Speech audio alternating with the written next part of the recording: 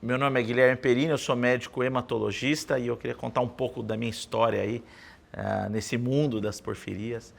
Na verdade, a porfiria é uma doença que vários médicos podem cuidar. A gente tem os médicos hematologistas, que são os médicos que cuidam das doenças do sangue, né? A porfiria é uma doença em que a alteração principal é justamente na formação de uma proteína que está no sangue, que é o M. Por isso que a gente faz parte desse grupo. A gente tem, obviamente, os médicos geneticistas, porque é uma doença genética.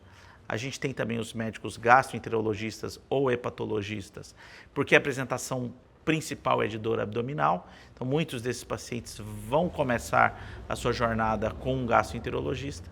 E a gente tem também os neurologistas, porque a segunda apresentação mais comum são as alterações neurológicas. Bom, a porfiria é uma doença rara, é uma doença genética.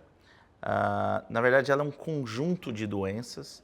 A gente tem vários subtipos de porfiria e que tem apresentações muito distintas. Então, a gente, para facilitar isso, a gente acaba separando em dois grandes grupos, né, que são as porfirias agudas e as porfirias cutâneas. As porfirias cutâneas, como o próprio nome diz, elas vão ter apresentação principalmente com manifestações cutâneas. E aí a gente tem variações muito diferentes. Tem a pessoa que já nasce com um quadro muito grave de fotossensibilidade, da pele sentir muita exposição à luz, até pessoas que vão desenvolver isso mais tardiamente na vida, que podem ter bolhas em áreas expostas à luz. As porfirias agudas, elas são as que dão os quadros mais graves, né, o que a gente chama de sintomas neurológicos, né? Então, estas porfirias agudas são as que têm um risco nas crises, né, de um paciente apresentar quadros mais graves, e por isso ela tem que ser diagnosticada e tratada corretamente. A porfiria, ela geralmente, as porfirias agudas geralmente começam com um quadro que, quando ele é diagnosticado no começo, ele é mais fácil de ser revertido. Então, os pacientes geralmente vão começar com um quadro de dor abdominal, uma dor abdominal súbita, muitas vezes muito intensa, e nesta fase a gente ainda consegue, fazendo o diagnóstico e tratando este paciente, que ele retorne rapidamente à sua vida normal. O problema é que se a gente perde essa fase inicial, e muitas das vezes isto ocorre porque a gente tem vários outros diagnósticos que começam com uma dor abdominal e são muito mais frequentes, e muitas das vezes você não tem um diagnóstico laboratorial tão à mão assim, tão facilmente. Aí o paciente vai apresentar um quadro neurológico mais severo, e aí podem ser quadros neurológicos muito diferentes. Pode ser, por exemplo, um quadro que lembra como se fosse uma paralisia geral do corpo. Os pacientes ficam sem força, sem conseguir fazer movimentos. Isso pode demorar muito tempo para recuperar. A gente tem pacientes que vão ter crises convulsivas de difícil controle, pacientes que inclusive podem virar coma. E, infelizmente, a gente tem, obviamente, um risco de óbito nesses pacientes.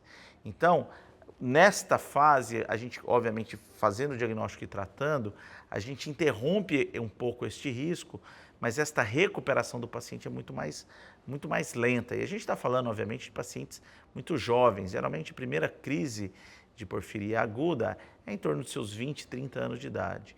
E muitas das vezes essas pessoas ficam aí meses para retornar à sua vida normal e poder fazer suas atividades normalmente. Então, assim, a suspeita de porfiria, geralmente ela vai começar num paciente que é previamente rígido, ou seja, não tem nenhum grande problema de saúde e apresenta um quadro que a gente chama de crise, né, de dor abdominal. Geralmente, o primeiro sintoma e o sintoma mais comum é uma dor abdominal. É uma dor abdominal muito forte e muito difícil de ser caracterizado. O paciente, diferente de uma apendicite, que ele fala, olha, está doendo em tal lugar, geralmente o paciente tem uma dor difusa na barriga, muito forte, e isso que geralmente leva esse paciente ao hospital. Com o passar do tempo, o que vem depois são sintomas da neurotoxicidade, né, dos sintomas neurológicos, que podem começar com o paciente ficando mais agitado, às vezes tendo algumas alucinações, mas que depois podem virar quadros muito graves. Aí a gente tem principalmente os quadros de paralisia e os quadros que paralisia no final por uma perda da força muscular do paciente, E depois a gente tem também os quadros mais severos ainda, como crises convulsivas, coma e, infelizmente, em alguns casos, óbito. Eu acho que é uma batalha de todos nós, em qualquer área, para qualquer doença, diminuir a distância que existe entre o SUS e a medicina suplementar, medicina privada. Seria mais ou menos 80% dos pacientes dependem do SUS. E, obviamente, o SUS tem muitas qualidades, mas muitas coisas ainda não estão disponíveis no SUS. E isso, muitas das vezes, tem impacto para o paciente que não tem acesso a uma saúde suplementar.